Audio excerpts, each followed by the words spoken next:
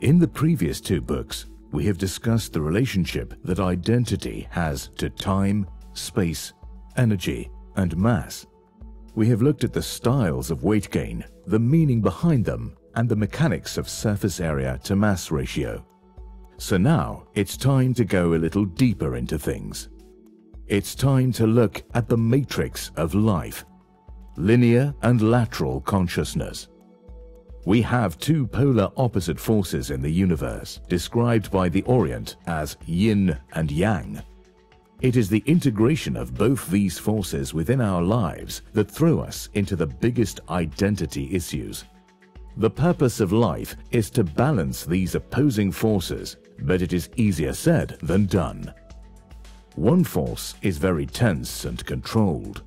This force expresses order. It is linear consciousness.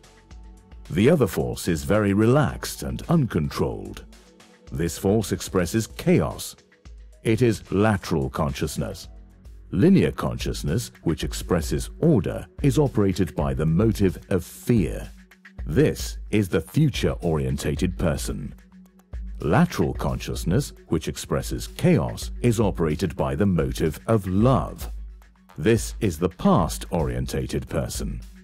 Linear and lateral consciousness express themselves within everything in the planet, and indeed the universe.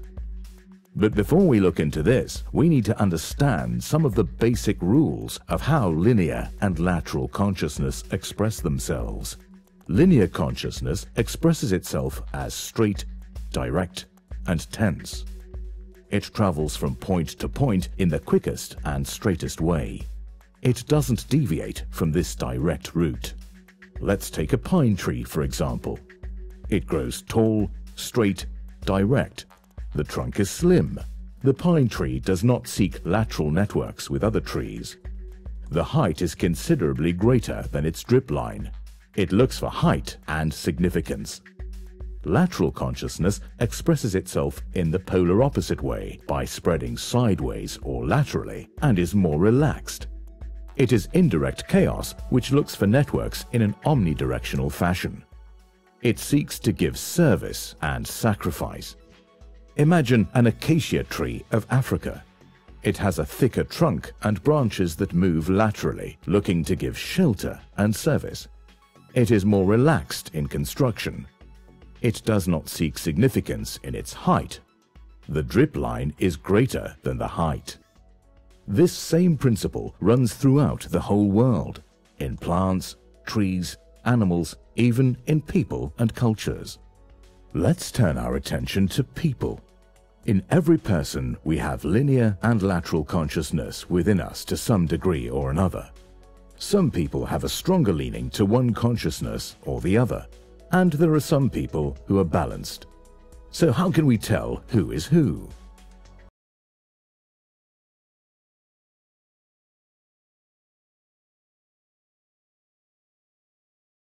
Look at the piece of rope. When it is pulled straight, it is under tension. It is also directly in line with its axis. That is the dotted line shown here. There is no lateral movement or what we would call sideways movement or deviation from the axis. It is straight and direct. While the rope is under tension, it expresses linear consciousness. This is the same tension as expressed by the future-orientated person. Now watch as the rope is allowed to relax. The rope now moves laterally or sideways from its axis. The rope has deviated from its axis. The more relaxed the rope gets, the more lateral it gets. This expresses lateral consciousness. This is the same relaxation as expressed by the past-orientated person. So the rule is, anything that stays closer to its axis is linear consciousness. Anything that moves further away from the axis is lateral consciousness. Now let's apply this to people.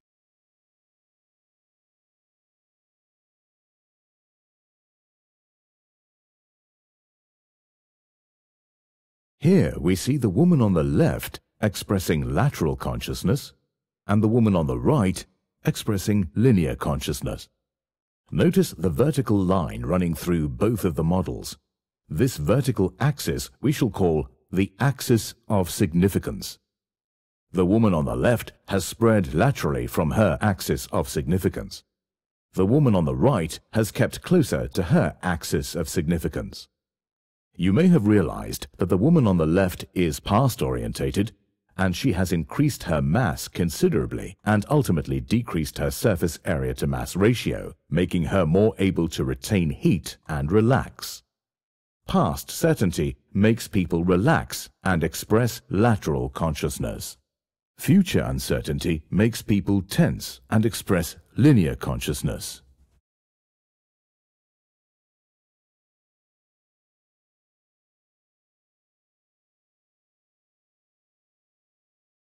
Just like cars run on petrol or diesel, people also have two energy systems for fuel, but it depends on which consciousness you are expressing as to which one is the best for you. Linear consciousness is attached to the future.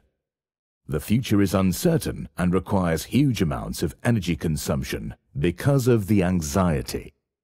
Linear consciousness needs high energy food, and this is a high carbohydrate diet. This is high octane food.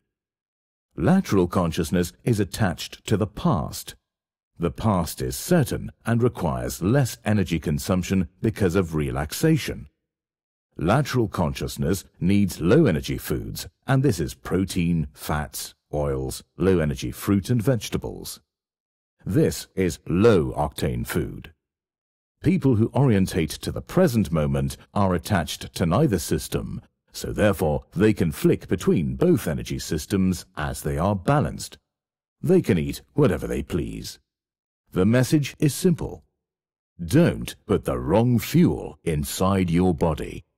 If you are not associating with your own future, do not eat high-energy foods. Only eat high-energy foods if you are associating with your future.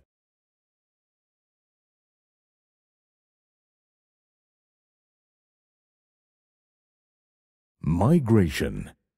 As we go through life's journey, at some stage we will be called upon to integrate the forces of linear and lateral consciousness, to balance the two by staying orientated to the present moment. Linear and lateral consciousness each have their own identifiable traits and their own orientation to time. When we migrate from one consciousness to the other, our identity will also migrate. As we can see with our 5 characters here, not one of them is orientated to the present moment. When we migrate away from the present moment, our well-being suffers, and we become overweight, ill, and diseased. Life throws events and situations our way that force us to change, and with it, we must try to change consciousness. Some people may migrate away from the present moment many times. Others may migrate only once until we reach the point of balance. Each one of our characters here needs to migrate to the present moment, but for varying reasons. Some need more linear consciousness, but others may need to incorporate more lateral consciousness. Let's look at all characters one by one and the migration needed.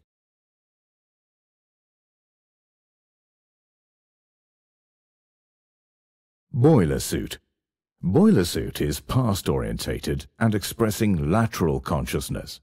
This means that this type of person is very much in service and sacrificing their own significance in order to serve others. In order to reach balance, more linear consciousness is required. This means Boiler Suit needs to associate or empower her future in order to create the tension needed to lose body weight. By expressing more linear consciousness and becoming more identified with her individual identity, she will migrate to the present moment.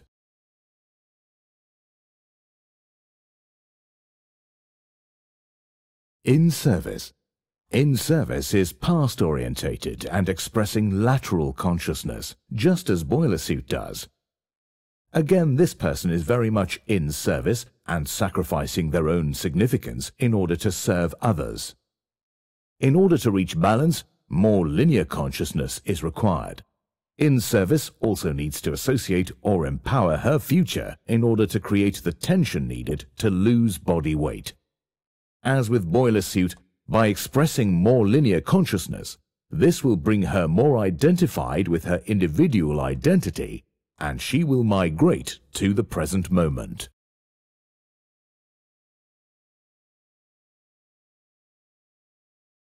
Future fear.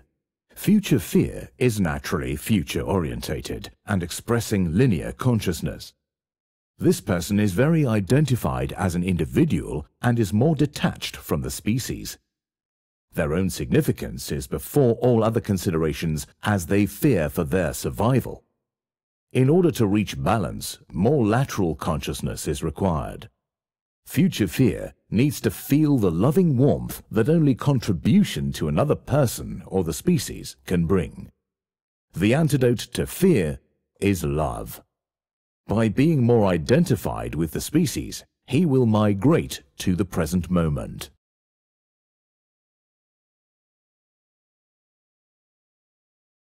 Smothered intuition. Smothered intuition is slightly more complex than the previous characters. It is basically summed up by the following statement. In the past, this character used to be a future-orientated person, but in the future, they will become a more past-orientated person.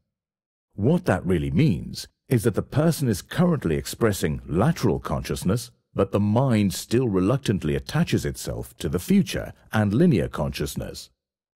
The body has already made the migration as a safety mechanism to compensate for the mind. The mind is resisting the call of the lateral consciousness from within. Once the mind has accepted the change within themselves and abandoned their past belief system, the person will migrate from the past to the present.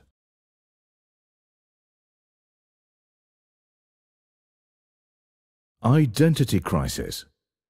Identity crisis is virtually the same as smothered intuition, but for one very small difference. Where smothered intuition is resistance, identity crisis is sheer indecisiveness caused by a lack of belief in the new identity. Identity crisis is simply caught between the opposing forces of linear and lateral consciousness.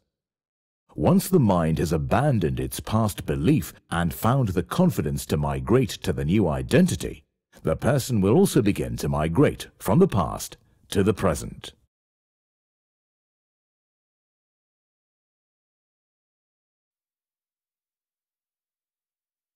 In conclusion, we have seen that our bodies are much more than bodies. Our bodies tell a lot about us.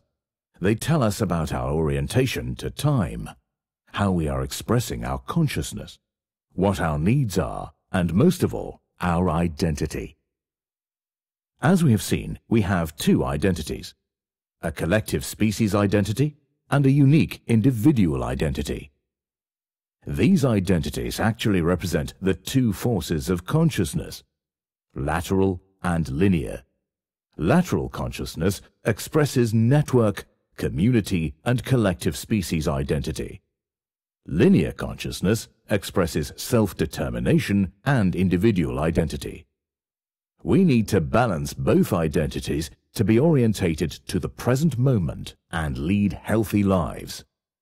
All human behavior is driven by the need for love and significance. Love is lateral consciousness. Significance is linear consciousness. The need for love serves the collective identity through contribution. The need for significance serves the individual through the certainty of self-identity. Contribution is purpose. Identity is certainty. All humans need a purpose and an identity. The purpose of life is to grow your self-identity and evolve. This will raise your vibration. You will then automatically contribute to the evolution of the species.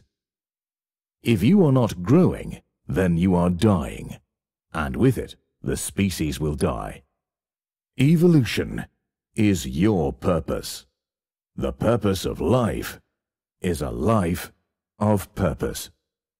In 1991, the communist bloc was dissolved, and with it, the West unwittingly abandoned its collective identity. Obesity has climbed steadily for just over the last 20 years. Being overweight actually implies a degree of starvation. We have individual identity, but without a collective identity, we cannot contribute. Without contribution, a person's soul is starved.